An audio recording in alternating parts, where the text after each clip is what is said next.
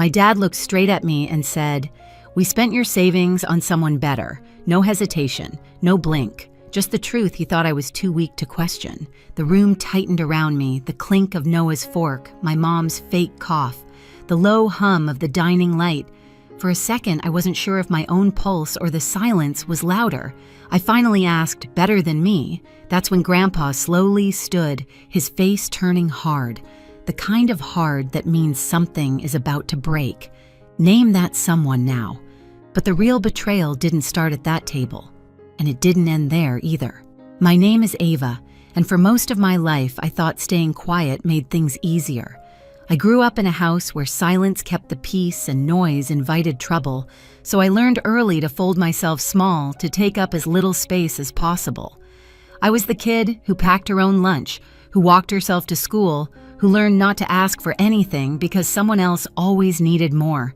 That someone was my younger brother, Noah. People always said he had potential, like it was something he breathed out naturally, something the rest of us were supposed to orbit around. Mom and Dad fed that idea with everything they had: praise, attention, money, pride. By the time we were teenagers, the favoritism wasn't subtle anymore. It was a system, and I was the one expected to understand why it made sense. I remember birthdays where Noah got bikes, gadgets, new sneakers from the mall. I got things like, "You're practical, sweetie, you don't need much," and a slice of cake that tasted like obligation. I remember school award nights too, when I won something small: attendance, a writing contest, a science project ribbon, and Mom would clap politely while Dad whispered something about how Noah's time would come. I believed them. I really did. When I was 16, I started working part-time after school. A little office filing job, later a weekend cafe shift. I saved every dollar. It wasn't much at first, but it grew slowly, steadily, like something solid I could rely on. Dad told me he'd help me put it in a savings account for my future. I trusted him. I thought that was what families did, protect each other's hard work. By the time I was 23 and working full-time as a junior admin in the city, that savings account was supposed to be my safety net. Not for anything dramatic, just rent stability. Maybe a used car one day, something that proved I had built a life on my own terms. And I really did try to build one. I rented a small apartment in the city, the kind with thin walls and a view of a parking lot, but it was mine. I decorated it with thrift store frames, kept a plant on the windowsill I always forgot to water, and learned the rhythm of the street outside. My life was humble, but it was stable. Still, every other weekend, I drove back to my parents' house. I told myself it was duty, but really it was Grandpa. He lived a few hours away, but visited often, and he always made sure to be there when I was. He never said outright that he saw the imbalance in our family, but he didn't have to. His questions were gentle but sharp in the right places. "You holding up all right, kid," or "They treating you fair?" I'd always smile and say yes. I didn't know then that he already suspected the truth. I hadn't dared to imagine. I didn't notice the first warning sign right away. It was a Wednesday evening after work, the kind of night when the city feels tired and the train air smells like rain and metal. I got home, kicked off my shoes, heated leftover pasta, and opened my laptop to check my account like I always did at the end of the month. The number didn't make sense. I blinked, refreshed. The page checked, the Wi-Fi refreshed again. The amount wasn't low. It was nearly empty. For a few seconds, I sat completely still. The fork paused halfway to my mouth. I felt that old instinct stirring. Don't panic yet. Don't assume the worst. But then I saw the recent activity payments, transfers, withdrawals I didn't recognize. Not one or two. A string of them. All quiet, spaced out, just subtle enough that someone must have hoped I wouldn't look too closely. Someone who knew I rarely complained. The next day at my parents' house, I tried to stay normal. Mom was chopping vegetables, humming to herself. Noah sprawled on the couch with a new laptop glowing in his lap. New, sleek, expensive. Not the kind of thing he usually had unless someone splurged. "Nice laptop," I said carefully. He didn't even look up. "Yeah." Dad said it was time I had something decent for class. My chest tightened. "Class? You're taking classes now." "Yeah, some extra programs, gear, supplies. They said it's an investment." He shrugged, tapping the keyboard like it was owed to him. "You know how it is." I did know. Too well. Mom slid carrots into a pot. "Ava, be supportive. He's at an important age. You remember how you were back then?" "I worked after school," I said quietly. She waved the thought away. "That was your choice. And you turned out fine." It wasn't the words themselves that broke something in me, just the tone. The expectation that I'd swallow everything again. Later that evening, when Mom went upstairs and Noah disappeared to play games, Dad walked into the kitchen. He opened a drawer, rummaged for something, then shut it with a careless thud. I watched him searching his face for something familiar. "Dad," I said, "can we talk about my savings account?" He didn't flinch. "What about it?" "There's money missing. A lot of it. Still no blink. We used it." My breath caught. "Used it? For what?" "For your brother," he said matter of fact. "He needs chances. Opportunities, things you didn't." I stared at him. I didn't need opportunities. "You're already working," he replied. "You're stable. You're fine. Noah's future needs more support." The way he said it, cold logical, like he was explaining weather patterns, made something deep inside me shift. My whole life, I'd stretched myself thin to avoid being a burden, and here he was telling me that made me less deserving. I don't remember what I said next. Maybe nothing. Silence was the only armor I had left. But later that night, while they all slept, I checked the drawer Dad had opened earlier. Inside, under a stack of old takeout menus, was a folder with my name on it. Inside were forms, paperwork, preparing to open a small loan. Under my identity. My hands shook, but not from fear anymore. Something sharper had taken its place. This wasn't an accident. This was a plan. And it was the moment I stopped being afraid. I barely slept that night. I lay awake in my small apartment, listening to the heater click on and off, replaying every moment in my mind, the empty account, Noah's new laptop, Dad's calm confession, the paperwork hidden in that drawer with my name printed across the top. By morning, something inside me felt different. The fear was still there, but it had changed shape. It wasn't paralyzing anymore. It was sharp, focused. I drove to work as if on autopilot, the city passing in muted colors while my thoughts stitched themselves into a plan. During lunch, I met my friend Lily at the cafe near the office. She took one look at me and frowned.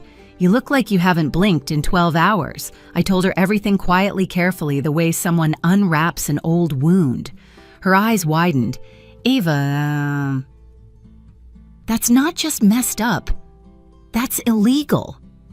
"I know," I whispered, "but they think I won't do anything." "Are they right?" I didn't answer. I didn't have to.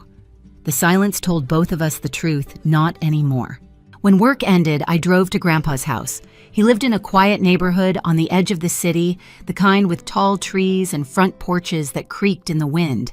He opened the door before I could even knock fully, his eyes narrowing at the look on my face. What happened? We sat in his living room, the smell of old books and pine filling the air.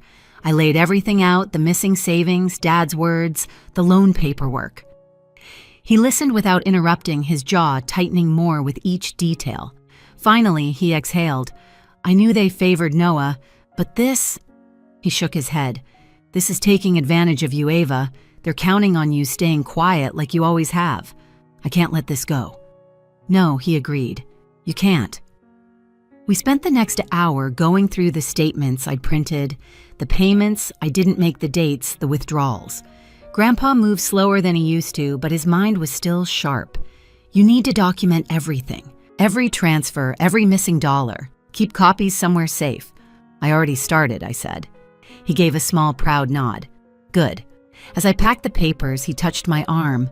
"A family that loves you doesn't use you as a resource. They don't drain you dry and tell you to smile. You don't deserve this." The words hit harder than I expected. I had spent my whole life trying not to be a burden. I never imagined my parents would turn me into a source. When I drove home that night, the city lights looked different, less like stars, more like signals. I sat at my kitchen table, spread out the statements, the payments, the bills, the folder with my name. Then I organized everything into a clean, quiet pile. Not for confrontation yet. For the moment Dad would least expect, and I knew exactly when that moment would be. My parents liked to host family dinners whenever Grandpa visited. They said it made the house feel warm, but it always felt staged, like they were performing a version of family we didn't actually live in. When Grandpa called to say he'd be in town that weekend, Mom immediately planned one. She asked me to come early. I didn't. I arrived exactly on time, a folder tucked inside my bag, my heartbeat steady in a way it hadn't been in weeks. The moment I stepped into the living room, I knew something was off. Mom moved around too quickly, touching napkins, adjusting plates that didn't need adjusting. Noah was sulking in a corner, scrolling on his phone like he was trying to disappear into it. Dad, calm as always, stood near the kitchen doorway, hands in his pockets, expression unreadable. Grandpa sat at the dining table, cane resting beside his chair, eyes sharper than ever. When he looked at me, something in my chest steadied. Dinner started normally, too normally. Small talk, clinking silverware, the smell of roasted chicken, mixing with the faint citrus cleaner Mom always used. But the air felt stretched thin enough to tear. Dad cut into his food and glanced at me. "Heard work's keeping you busy." "Yeah," I said. "It's been steady," Mom added. "We're proud of how independent you are. Not everyone your age manages that." I almost laughed. The irony sat bitter on my tongue. Then Dad said it. Just like that. No pause. No warning. "We spent your savings on someone better." The room collapsed into silence, the kind that doesn't echo, just presses down. I felt Grandpa's gaze move from me to Dad, slow and heavy. Noah froze mid-chew.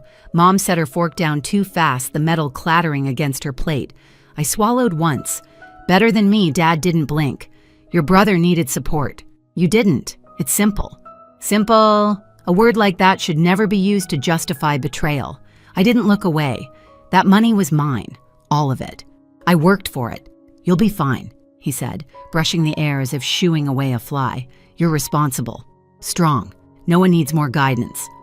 Grandpa pushed back his chair, then an abrupt scraping sound that cut straight through the room. He stood slowly, but with a presence that filled every corner. "Name that someone," he said, voice low, steady. "Now." Dad opened his mouth, but whatever came out wasn't confidence. It was panic, disguised as irritation. "Dad, this isn't your business. We handled things the way we saw fit." "That's clear," Grandpa said. "Too clear." His gaze flicked to me. I reached into my bag and pulled out the folder. My hands didn't shake this time. Every page felt like an anchor, not a burden. I brought something I said. Dad's jaw tightened. "Ava." I laid the papers on the table. Statements. Withdrawals, payments, bills, dates lined up like a confession. The last page, the loan paperwork sat on top. Mom's breath caught. "Where did you get all that?" "It was in your drawer," I said calmly. "The one you thought I'd never check." Noah leaned forward, confusion spreading across his face. "Wait, this came from her account?" Dad snapped. "You needed those classes. Don't start acting ungrateful." "I didn't ask you to take her money." Noah shot back, the first real crack in his voice. "Why would you even—" "Because you deserved it," Dad said sharply. "Ava doesn't need expensive things. She doesn't need the same opportunities. She manages on her own. She always has." Grandpa slammed his palm on the table, not hard, but with enough force to silence every voice instantly. "That does not make her less deserving," he said. "It makes her exploited." Dad's face flushed. "Dad, you don't understand." "Oh, I understand perfectly." Grandpa's voice was ice. "You took her savings without asking. You tried to open a loan under her name. You put her future at risk so you could keep pretending Noah is helpless." Mom whispered we were trying to support him. At her expense, Grandpa asked, turning his eyes back to me, "Ava, speak plainly. What do you want to happen now?" It was the first time anyone in that house had ever asked me that. I breathed in slowly. "I want my savings returned. Every dollar. And I want the loan paperwork destroyed. By your hands, not mine." Dad shook his head. "You're overreacting. You have a job. You'll replace Grandpa cut in. She won't replace what you stole." "You will." Dad's expression shifted. Anger first, then fear, real flickering fear. Mom's voice trembled. "We don't have that kind of—" "Then you'll adjust," Grandpa said. "Sell something. Cut back. Figure it out. Because if Ava files this as a financial abuse report, the consequences will be significant." A long silence followed. Heavy, unavoidable. Finally, Noah spoke, voice quiet. "Ava, I'm sorry. I didn't know." It didn't fix anything, but it mattered that he said it. Dad sank into his chair like the air had been punched out of him. "Fine," he said through clenched teeth. "We'll return it. All of it. And the loan I asked." He swallowed. "I'll shred it tonight." Grandpa nodded once, satisfied. Good. Then this family might still have a chance. But I knew better. Some damage doesn't undo. It just becomes a line you never cross again. I stood gathering my folder. I'm going home. No one tried to stop me. For the first time in my life, leaving didn't feel like running away. It felt like stepping into the life I finally chose. The next few weeks moved quietly, almost strangely, so like the aftermath of a long storm. My parents returned the money in small, tense installments, more than they ever thought they'd have to explain. Each transfer arrived with no message attached, no apology, no acknowledgement, just numbers moving from one account to another, undoing a betrayal they never should have committed. Grandpa checked in often. Sometimes he called, sometimes he dropped by my apartment with groceries I didn't need but accepted anyway. He never lectured me, never pushed. He just made sure I knew I wasn't walking through the wreckage alone. Noah kept his distance at first. Then one afternoon, he showed up at my door, hands shoved deep into his pockets. He didn't try to justify anything. He just said, "I'm trying to do better," and for the first time, I believed him. Life in my apartment felt different now, lighter. I organized my files, built a new budget, and took small steps toward the future I thought I'd lost. I wasn't scared anymore. What happened at that dinner didn't fix my family. It didn't erase years of silence. But it gave me something I never had before, a boundary they finally had to see. I still visit my parents sometimes, but things aren't the same, and maybe they're not supposed to be. A boundary isn't a wall. It's a line that reminds you where you end and someone else begins. For the first time in my life, they finally stopped crossing mine. I'm building a future on my own terms now, one they don't get to rewrite or borrow from. And if you've ever had to stand up to the people who were meant to protect you, I hope you know this. You're not wrong for wanting respect. You're not alone. If this story speaks to you, share your thoughts below and hit subscribe for more.